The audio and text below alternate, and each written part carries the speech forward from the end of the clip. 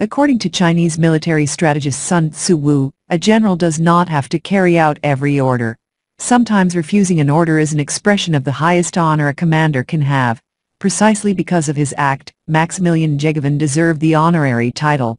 In the First World War, in the year 1917, it became clear that Austro-Hungary was losing the First World War. This was not clear to the Austrian Emperor Charles I and the German Emperor Wilhelm II. Both of them unsuccessfully tried to persuade several times the Croatian admiral to bomb Venice.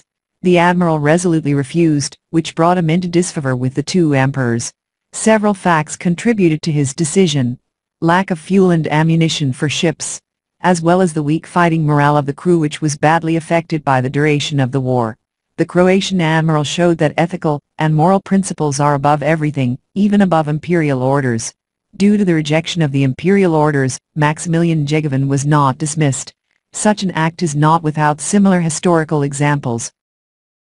I want them both dead. You'll dishonor yourself forever if you do this. Honor? In the morning, Admiral of the Yugoslav People's Army Vladimir Borovi took over the post of Chief of Staff of the Split Naval District, but unrest overtook him in the evening.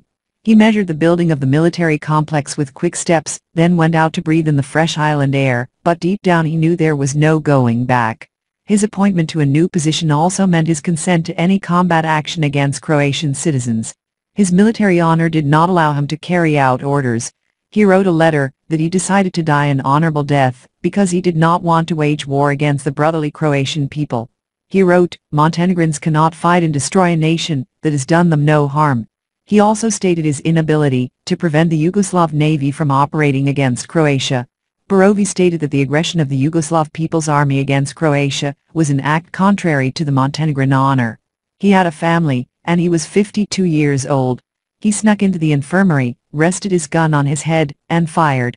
He raised his hand against himself at a time when a good part of his compatriots supported the San Savic and Great Serbia policy governed from Belgrade, and took part in the bombing of Dubrovnik.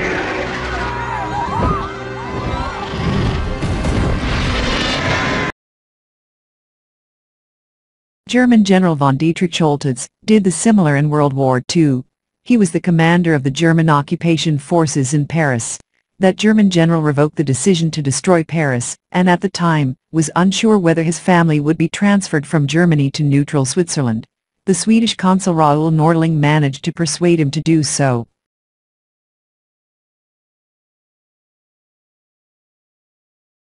The Croatian admiral reached the rank of vice-admiral as commander of the Austro-Hungarian Navy. He also reached the position of commander-in-chief of the Austro-Hungarian Navy, which united a triple role: commander of the fleet, commander of the navy, and the position of chief of the naval section at the Ministry of War in Vienna. In addition, he became a member of the Secret Council, which advised the ruler on certain general issues of domestic and foreign policy, as well as on financial and military issues. The members of the Secret Council had a direct influence on the decision-making process in the Austro-Hungarian monarchy. Membership in that council was reserved only for the highest military and state officials. Here he is with the rank of admiral with a hat. He's here with the rank of admiral without a hat. In the naval uniforms of senior officers, in front is Emperor Charles I, behind him, in the middle, Admiral Maximilian Njegovan, on the right, is the captain of a liner ship and a Croat, Janko Vukovic Podkapelski. Here we see Emperor Charles I on the left, and Admiral Njegovan in the middle.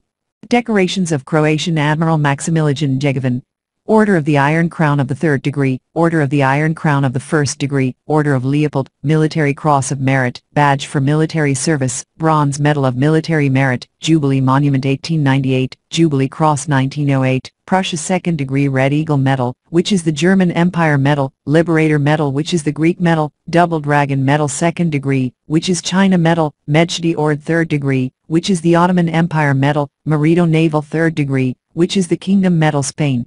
On May 19, 1917, Emperor Charles personally sent to the admiral the following telegram, related to the Battle of Otranto. By commanding the units of my fleet, which have recently successfully completed the task assigned to them, they have inflicted considerable losses on their enemies, and shown how effective a true naval spirit can be against a numerically superior enemy. If I were to honor you today, Admiral Njegovan, in recognition of excellent successes before the enemy, my order of the first-class Iron Crown with war decoration and swords, then in this commanding decoration my whole fleet can also see how pleased I am with you. I thank all my brave sailors with all my heart, and pray for them the richest of God blessing. He was also praised by the Commander-in-Chief of the Austro-Hungarian Navy, Admiral Anton Haas, with the words, very well versed in all branches of the profession, diverse scientific education, has a positive impact on subordinates, and has their trust. Very diligent and conscientious, with very good results. He commanded the first squadron very well in every respect. Fully suited to his present position, he is suitable for all higher positions and command of larger groups. Prior to that, in 1912, Admiral Haas defended him against the attacks of Rear Admiral Count Langes, by giving him on-reserve support, and in 1913, Haas proposed that Njegovan replace Rear Admiral Schneller as commander of the 1st Squadron.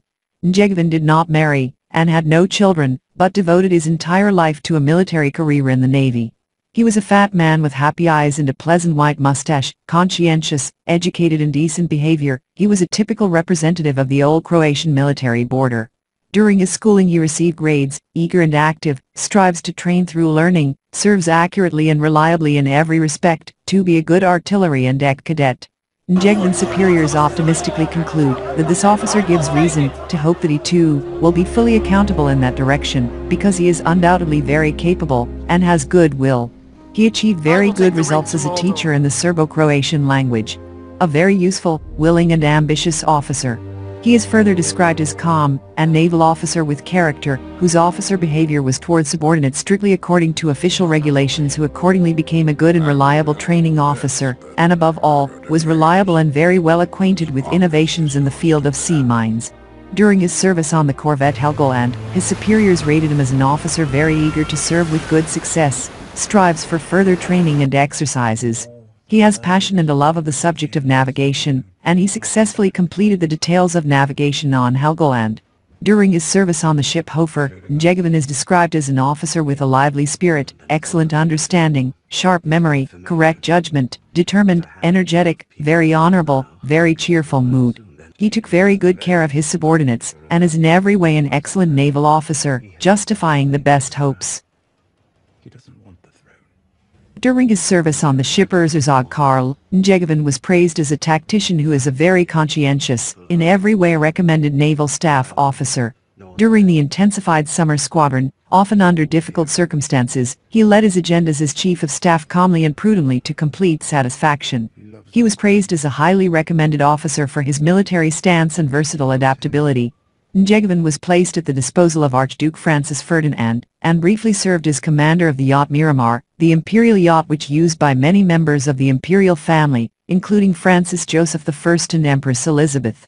This information is very important, because it shows that Njegovan was a man trusted by the royal family. It also tells us that he was very loyal to the emperor and the monarchy, because otherwise he would not have received such an honor, to personally command the imperial yacht. After Serbs and Montenegrins were prevented from occupying Shkodra, Njegovan was appointed as a representative of the Austro-Hungarian Navy within the occupation forces to the International Admiralty Council in Shkodra in 1913. Njegovan's abilities included a good knowledge of German and Serbo-Croatian, fluent knowledge of Italian, French, and English, and he used the Morse code very often and reliably. His younger brother Victor served in the army during the First World War, and ended his career with the honorary rank of infantry general, and on March 7, 1917 he was awarded the Hungarian nobility, after which he had the right to add the prefix von to his surname. The outcome of the war hit Maximilian personally very hard. In 1924, he suffered a stroke, which was accompanied by angina pectoris, and only his indestructible humor kept him alive. The admiral's final resting place is Zagreb's Mirogaj. The funeral in 1930 was attended by generals and commanders of the Austro-Hungarian army, as well as the Hungarian ambassador as an envoy of Miklos Horthy. His comrades in arms, the still living Austro-Hungarian admirals and generals, as well as members of the infantry and cavalry units also came. The coffin was lowered with all state and military honors along with rifle plutons and plutons of Polish artillery battalions. The funeral of this extremely efficient and sympathetic officer then again threw the splendor of former glory into his name. Valuable work on this Croatian admiral was written by Carlo Fodor on about 50 pages, who was awarded the Rector's Award 2020 in Zagreb. The link to the work is in the description of the video. Through the fate of Admiral Maximilian, this work shows the fate of the Croatian people in Austro-Hungary during the time of Njegovan. The impression remains, after reading the Croats in large systems, can only fight for themselves with excellence. The paper also shows the influence of socialist ideas, and the Yugoslav idea during the sailors' revolt in the Bay of Kotor. These ideas later determined Croatian destiny. After that rebellion, it was announced that Njegovan is retired at his own request, while the real reason was that he refused to bomb Venice, and the rebellion was just an excuse. Fodor's work depicts another fact about the Croatian reality, and that is that the topic of the contribution of Croats in Austro-Hungary the navy is not dealt with to a greater extent by professional historians in Croatia, but only by history lovers such as Zvonimir Frivijal, who gave the greatest contribution to this topic in Croatian historiography. You can find more videos about Croatian history on English on this playlist on my channel.